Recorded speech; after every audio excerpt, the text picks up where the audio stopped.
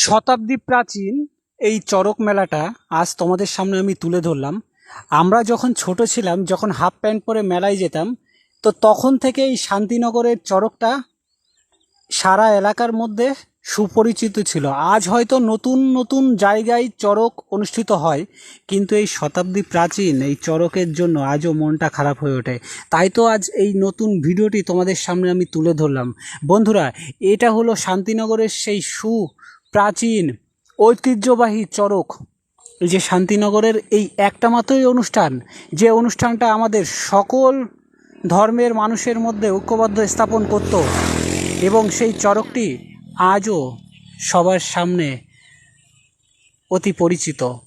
আজ হয়তো চড়ক মেলার ভিড়ে এই পুরানো চড়ক মেলাটি হয়তো হারিয়ে গেছে, কিন্তু বন্ধুরা, এর ঐতিহ্য কোনো অংশে কম নেই। আজও এই চড়ক মেলা দেখতে হাজার হাজার মানুষ ভিড় করে। তাই তো বন্ধুরা, তোমাদের সামনে আজ আমি এই চড়ক মেলাটি তুলে ধরলাম।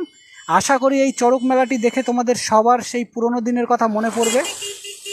সেই যে ছোটোবেলায় বাবা মার হাত ধরে 10 টাকা 20 টাকা নিয়ে মেলায় দেখতে যেতাম।